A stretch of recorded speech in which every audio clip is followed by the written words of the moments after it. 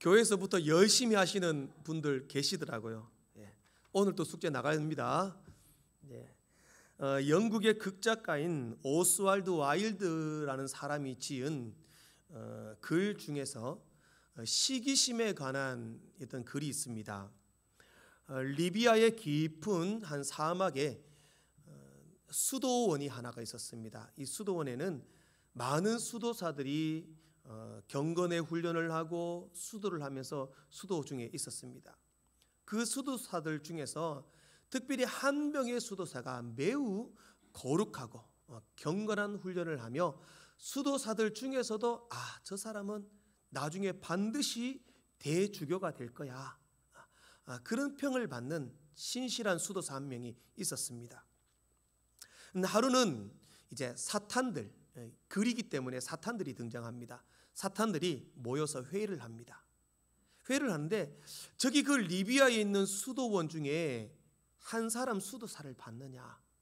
저 사람은 매우 경건하고 수도하는데 모든 사람에게 본이 된다.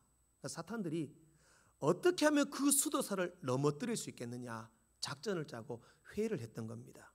그래서 사탄들 한 명 한 명이 그 수도사를 넘어뜨리기 위해서 수도사를 찾아갑니다. 첫 번째 사탄이 찾아가서 수도사에게 정말 아름다운 세상을 보여줍니다. 그리고 말합니다. 야, 뭘 그렇게 심각하게 살아? 이 사막에 처박혀서 왜 그렇게 살아? 이 아름다운 것을 보며 누리며 만끽하며 살아라. 그렇게 유혹을 했습니다. 수도사는 전혀 반응을 보이지 않았습니다. 두 번째 사탄이 찾아갔습니다.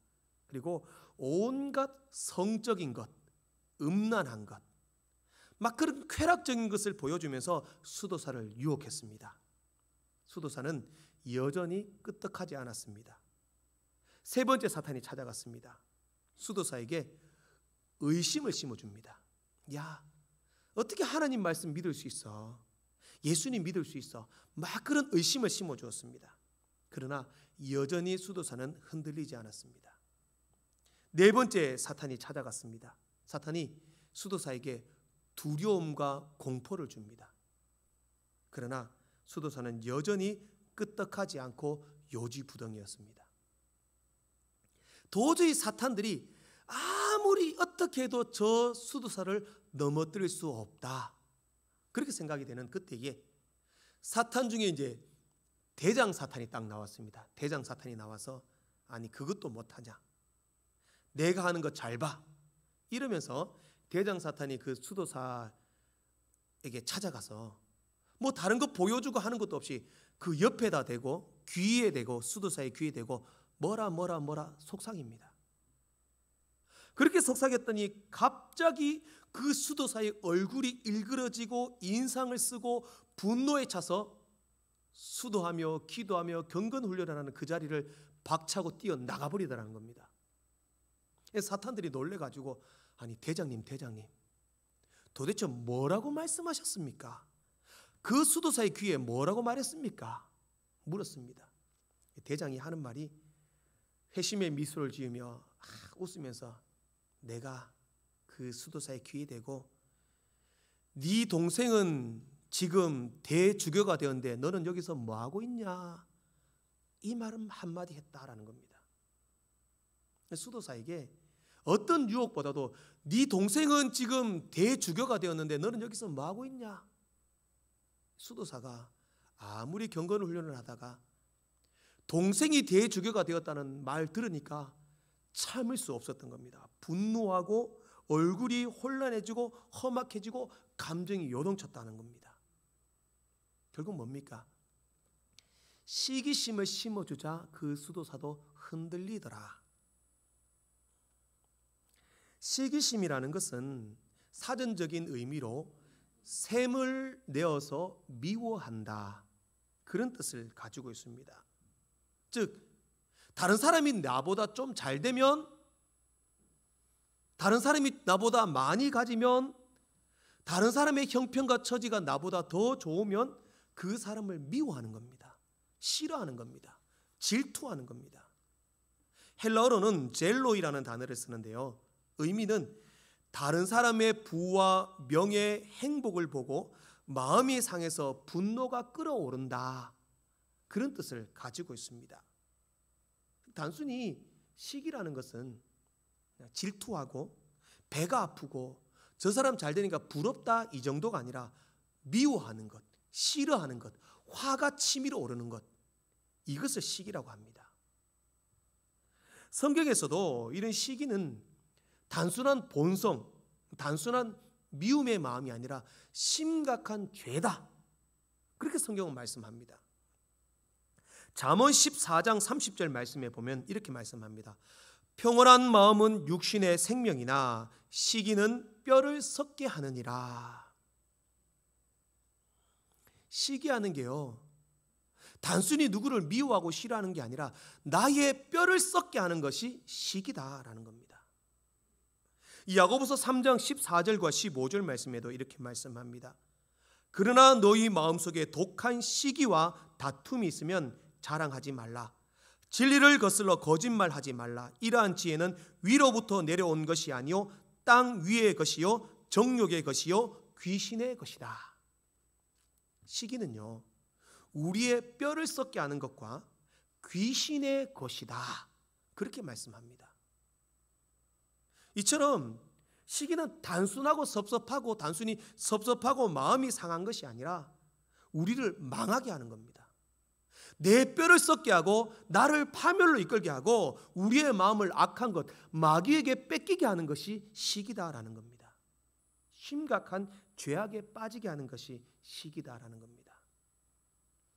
저는 오늘 사랑장 강의 4번째 시간으로 시기하지 않는 사랑, 그럼 시기하지 않는 사랑은 어떤 사랑인가에 대해서 살펴보고 우리 마음속에 시기심을 몰아내고 주님의 사랑으로 모두를 사랑할 수 있는 여러분들 되시기를 소망합니다. 첫 번째로 시기는요, 가장 가까운 곳에서부터 시작됩니다. 조나단 에드워드는 그의 책에서 뭐라고 말하냐면, 다른 사람과 자신을 비교했을 때 다른 사람의 소유나 행복에 대해서 불만을 표시하는 것에서부터 시기가 시작된다, 그렇게 말합니다. 자, 보면요, 우리가 언제 시기가 생깁니까? 나보다 못하고 나보다 형편과 처지가 안 좋은 사람에게는 시기가 생기지 않습니다. 뭔가 내보다 조금 더 잘 되는 것 같고 내보다 조금 더 나은 것 같으면 살살 아랫배가 아프기 시작하면서 불만이 생기고 시기심이 생깁니다. 대표적인 예가 사울과 다윗입니다. 사울은 당시 왕이었습니다. 다윗은 군대장이었습니다. 군인이었습니다. 그런데 사람들이 노래를 합니다. 사울은 천천히요, 다윗은 만만이라. 자, 이렇게 노래하는데요, 예를 들어 가지고 다윗은 만만이다, 다윗은 만만이다, 다윗에 대해서만 노래했다면 사울에겐 질투가 생기지 않았습니다. 그런데 비교를 한다는 거죠. 사울은 천천히요, 다윗은 만만이다. 그러면 사울보다 다윗이 더 낫다, 더 훌륭하다, 더 대단하다, 이렇게 노래하니까 사울에게 시기심이 생기게 된 겁니다. 나보다 잘한다고 느껴지니 시기심이 생깁니다. 그런데요, 다윗이 만약에 다른 나라 사람이었거나 사울하고 아무 관계 없었다면 시기를 했겠냐는 거죠. 가까이에 있기 때문에 사울이 다윗을 시기한 겁니다. 내가 왕으로 있는데 다윗이 전쟁터에서 승리를 이루고 사람들에게 인기가 많으니까 왕인 사울 자신보다 다윗을 더 좋아한다, 이렇게 생각하니까 불만이 생기고 시기심이 생겼던 겁니다. 즉, 우리는 나와 전혀 상관없는 사람, 나와 멀리 있는 사람에게 시기하지 않습니다. 연예인 장동건이 잘생겼습니까? 못생겼습니까? 장동건 잘생겼다고 말하는데 장동건에게 시기를 느낍니까? 안 느낍니까? 안 느낍니다. 나와 상관없습니다. 장동건 잘생겨서 다 온 국민이 다 압니다. 삼성 이재용 회장이 돈 많습니다. 사업 잘 됩니다. 이재용 회장에게 시기심 느끼는 사람 없습니다. 나와 아무 상관이 없습니다. 그런데 나와 가까이 있는 사람에게 그런 일이 있다, 못 참죠. 텔레비전을 보다가도 우리 남편분들 조심하셔야 하는데, 텔레비전에 예쁜 연예인들이 나오면은 눈을 뗄 수가 없습니다. 한마디라도 아이고 예쁘다 이렇게 말했다가는 아내분들이 어떻게 말합니까? 나도 저렇게 돈 들이면 예뻐질 수 있다. 저거 다 뜯어 고쳤다. 네. 그냥 그 말하고 치웁니다. 그 연예인에게 질투를, 시기심을 시기하지 않는다는 거죠. 그런데 옆집에 누가 어떻게 했다더라, 우리 친척 중에 형제들에 누가 어땠다더라, 성도들 중에 누가 어땠다더라, 그러면 그때부터 시기가 생깁니다. 나는 왜? 저는 신랑 잘 만나가 그렇고, 저는 누가 엄마한테 부모님한테 재산 많이 물려받아서 그렇고, 저 사람은 지가 뭐 많이 배웠으니까 그렇고, 나는 못했으니까 당신 책임이야. 그렇게 해서 어떻게 하면 싸움 일어나고 분쟁 일어나고, 누구는 어떤데 이렇게 해서 시기심으로 싸움이 벌어진다라는 겁니다. 결국에는 멀리 있는 사람에게 시기하지 않습니다. 가까이 있는 사람, 우리 가족, 형제들, 성도들, 이웃들, 이런 분들과 관계에서 시기심이 생긴다라는 겁니다. 나와 아무 상관없는 사람에게도 시기심 생기지 않습니다. 특별히 좀 같은 분야에 있는 사람들끼리 시기심이 많이 생긴답니다. 시기가 가장 많은 사람이 누군지 압니까? 목사가 시기심이 제일 많습니다. 어떤 교회 부흥한다더라, 어느 교회 잘 된다더라, 어느 목사 설교 잘한다더라, 이런 말 들으면 시기심 생깁니다. 그러면 그 목사 뭐 잘못한 거 없는가, 그 목사 뭐 실수하는 거 없는가 눈여겨보고 있습니다.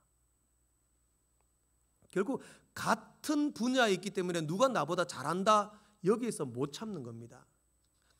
이동원 목사님의 책에 보면요, 40년간 목사님이 목회를 하면서 성도들을 바라봤을 때에 누가 어떤 무리가 가장 시기심이 많은가 봤대요.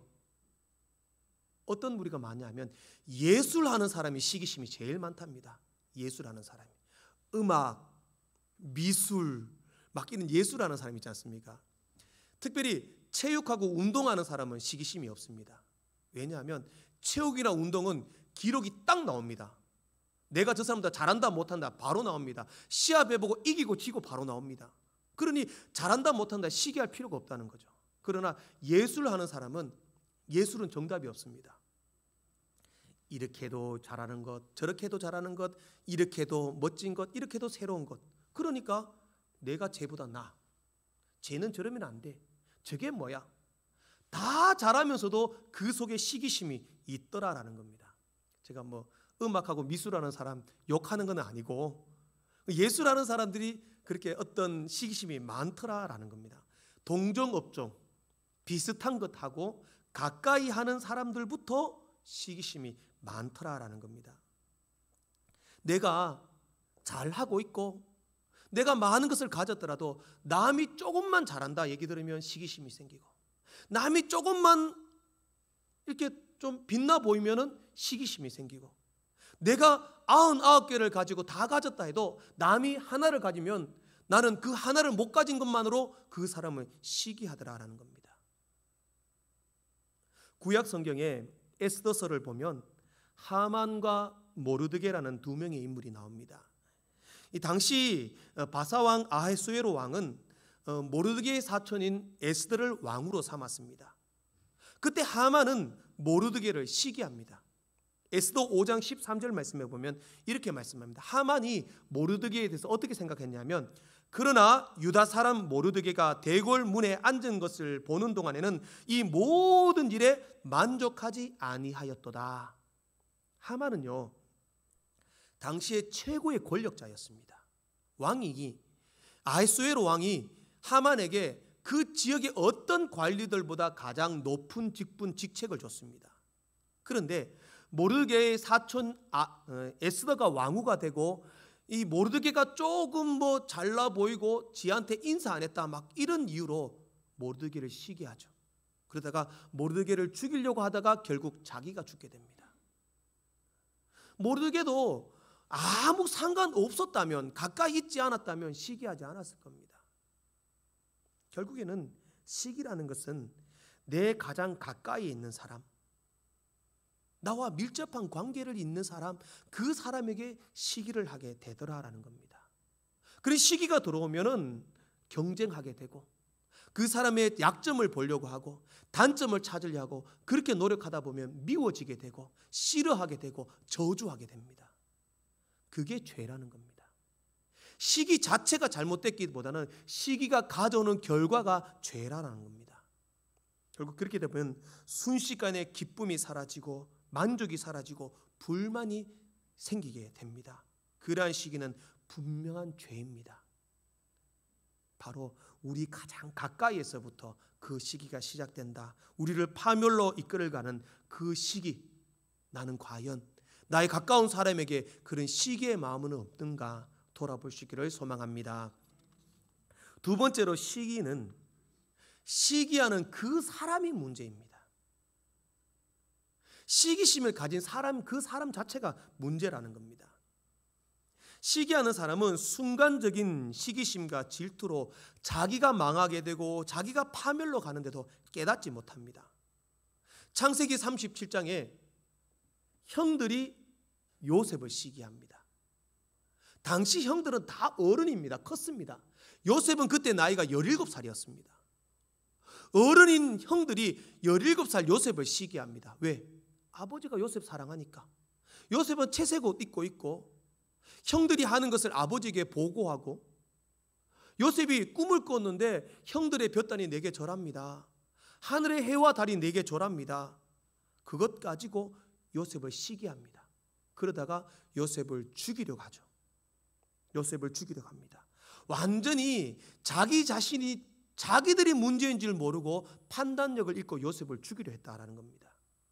앞으로 자기들이 어떻게 될지도 모르고, 요셉을 그렇게 했다가 아버지 야곱이 어떻게 될지도 생각지도 않고 시기심이 눈이 멀어 동생을 죽이려고 했다라는 겁니다. 창세기 4장에서 가인도 그랬습니다. 하나님이 아벨의 제사를 받으시고 가인의 제사를 받지 않으시자 가인은 아벨을 시기하여 그를 죽였습니다. 또 우리가 창세기 강해를 보면 이 야곱의 아내, 두 아내 레아와 라헬을 봅니다.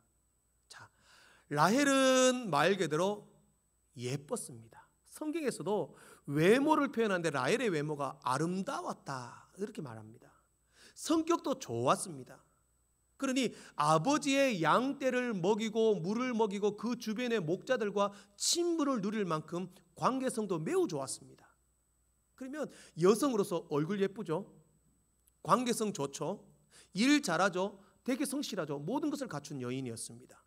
그런데 반면에 자기 언니 레아는 성경에 시력이 약했다. 시력이 약했다. 시력이 약했다라는 건 우리가 생각할 때 눈이 나빴다라는 것이 아니라 말 그대로 생김새 자체가 흐리멍텅하고 어리버리하고 말 그대로 눈에 초점이 안 맞는 거죠. 여자가 좀 이런 흐리멍텅한 여성이었다는 거죠. 자, 어느 여자가 더 매력적이고 아름답고 좋습니까? 분명히 라헬입니다. 그런데 라헬이요, 창세기 30장 1절 말씀에 보면 이렇게 말씀합니다. 라헬이 자기가 야곱에게서 아들을 낳지 못함을 보고 그 언니를 시기하여 야곱에게 이르되 내게 자식을 낳게 하라. 그렇지 아니하면 내가 죽겠노라.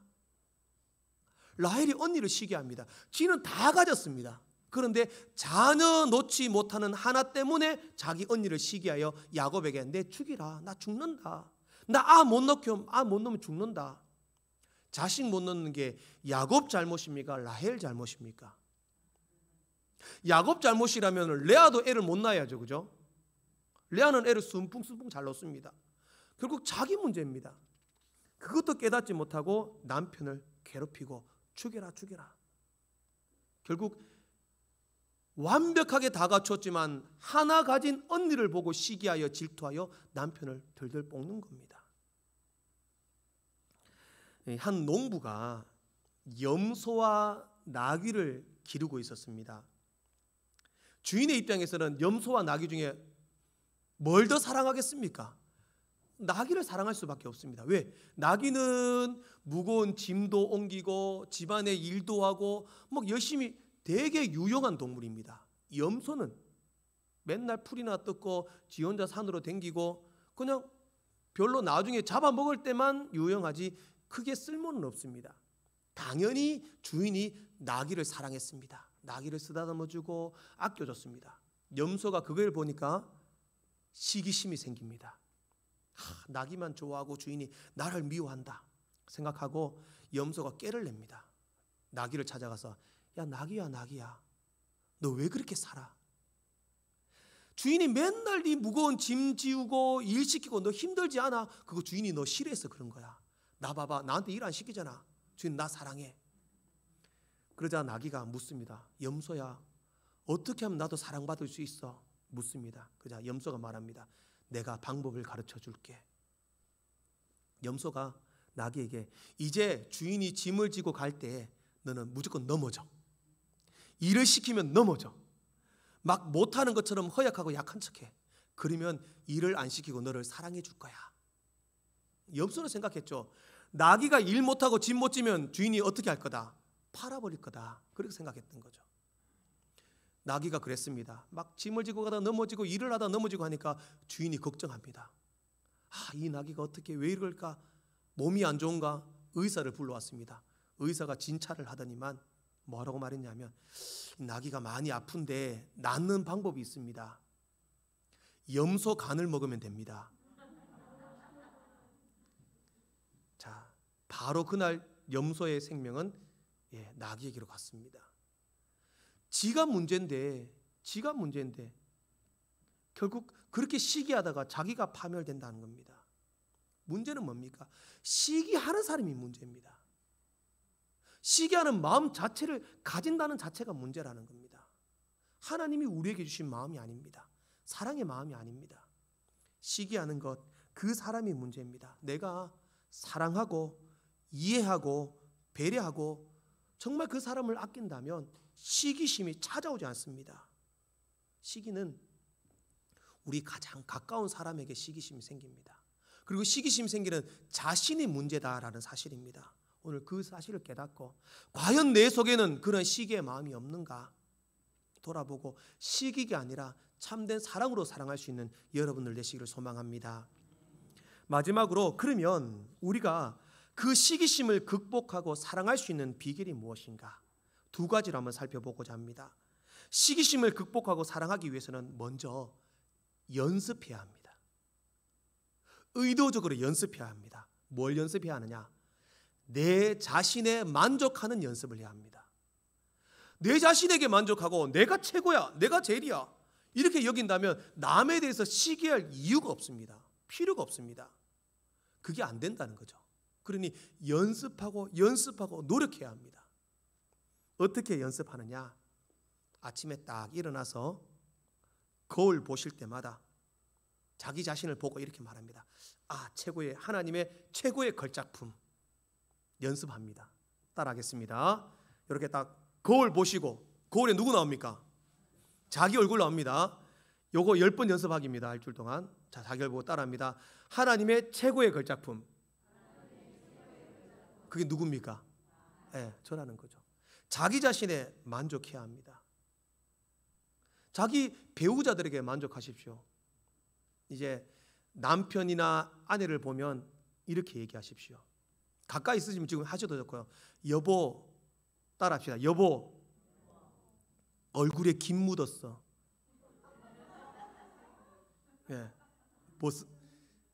잘생김. 못생김 아니면 잘생김. 자기 남편들에게도 아내들에게도 만족해야 됩니다.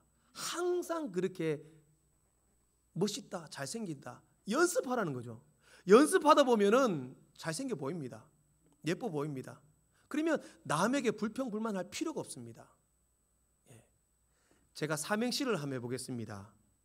삼행시를 할 텐데 여러분들이 운을 띄워주셔야 합니다. 나그네로 하겠습니다. 나그네. 시작. 나 그대들을 사랑합니다. 그대들도 나를 사랑하십니까? 네, 감사합니다.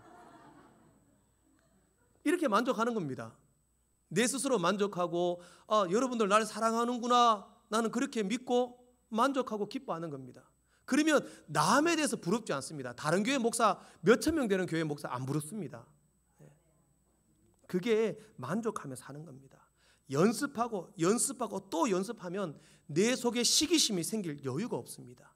시기심이 찾아올 수가 없습니다. 내가 모든 것에 만족하는데 뭐가 부럽고 뭐가 시기심이 생기겠습니까? 내 자신에 만족하자. 내 배우자에게 만족하자. 내 자녀에게 만족하자. 자녀들 제일 싫어하는 말이 뭔지 압니까? 옆집에 아는 몇 등 했다더라.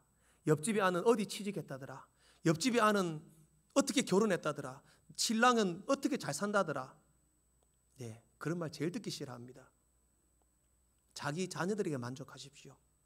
내 이웃과 내 성도들에게 만족하시고 우리 교회에 만족하시고 모든 것에 만족하고 연습하고 연습한다면 시기하지 않습니다. 그리고 두 번째로 시기심을 극복하는 비결은 이웃의 잘됨을 진심으로 칭찬하고 즐거워하셔야 합니다. 그리스도인은 시기하는 것이 아니라 이웃이 잘 될 때 함께 즐거워해 주는 겁니다. 실제적으로 우리 나라 사람들은 고통받고 어려운 사람들에게 안타깝게 생각하고 불쌍하게 생각하고 도와주려 하는 그런 마음은 다 있습니다. 잘합니다. 누가 어려우면 도와주려고 합니다. 그러나 누가 정말 잘 될 때, 누가 정말 성공했을 때, 누가 정말 기쁜 일이 있을 때 같이 기뻐해주고 같이 즐거워해주고 같이 행복해주는 것 잘 안 됩니다. 배 아픕니다. 내가 쟤보다 못한 게 뭐 있는데 나는 왜 안 돼? 시기심이 생깁니다. 그러니 우리가 내 자신에 만족하기를 연습했다면 남의 기쁨을 항상 같이 즐거워해 주는 것도 연습해야 합니다. 함께 축하해 주고 함께 즐거워해 줘야 됩니다. 잘 되면 꼭 이렇게 얘기합니다. 그래, 네 잘 먹고 잘 살아라. 빈정대는 것도 죄입니다. 그것도 시기심에서 나온다라는 겁니다. 19세기 영국 런던에는요, 훌륭한 세 분의 목사님이 계셨습니다. 많이 들어보셨을 겁니다. 설교의 황제라 불렸던 찰스 스펄전 목사님, 그리고 성경 강해의 왕자라 불렸던 켈빈 몰간 목사님, 그리고 그 중에 가장 큰 교회를 했던 F.B. 마이어 목사님이라고 세 분의 목사님이 영국 런던의 그 시대의 가장 훌륭한 목사님이었습니다. 그런데 F.B. 마이어 목사님의 교회가 원래 그래 컸던 게 아니라 그 세 교회 중에서 제일 작았습니다. 찰스 스펄전 목사님은 설교를 너무 잘했고요. 그리고 몰간 목사님은 성경 강의를 너무 잘했기 때문에 성도들이 많았습니다. 마이어 목사님의 교회는 작았습니다. 그때 마이어 목사님의 마음에 시기심이 생겼습니다. 저 목사 둘이만 없으면 우리 교회가 최고인데, 우리 교회 성도도 많아질 건데, 부흥할 건데, 막 고민하다가 이제 그 목사들이 미워지더랍니다. 저 사람들 다른 나라 가서 목회했으면 좋겠다. 저 사람 좀 어떻게 됐으면 좋겠다. 막 그런 마음으로 시기심이 있었는데 하나님이 하루는 음성을 주시더랍니다. 어떻게? 네가 저 사람들을 위하여 축복하고 기도해라. 힘들었지만 하나님의 음성으로 듣고 정말 마음에 시기심이 생겼지만 그 두 목사님을 위해서 기도했답니다. 찰스 스펄전 목사님을 위해서 기도하시고 또 켈빈 몰간 목사님의 교회를 위해서 목회를 해서 막 열심히 기도했답니다. 기도하다가 이제 자꾸 기도하다 보니 어떻게 기도가 됐냐면, 하나님, 찰스 스펄전 목사님의 메트로폴리탄 교회, 또 켈빈 목사님의 교회 웨스트민스터 교회에 복을 주셔서 성도들이 가득가득 차게 해주십시오. 그리고 그 자리에 앉을 자리가 없는 성도들을 우리 교회에 보내주십시오. 그렇게 기도했답니다. 그런데 실제적으로 그렇게 됐답니다. 돼가지고 나중에는 F.B. 마이어 목사님의 교회가 더 커졌다는 겁니다. 이게 어리석은 겁니까? 아닙니다. 남의 잘됨, 남의 더 복 빌어주고 더 기도해주면 하나님이 오히려 나에게 더 큰 복을 주신다라는 겁니다. 오히려 시기하고 미워하면 내가 멸망하고 내가 해가 되고 내가 죽는 길입니다. 그러나 오히려 축복하고 기도해 준다면 하나님이 더 각별한 은혜로 우리에게 함께 해 주실 것입니다. 옆 사람에게 축복합시다. 집사님의 기쁨이 저의 기쁨입니다. 집사님의 행복이 저의 행복입니다. 집사님은 하나님의 최고의 걸작품입니다.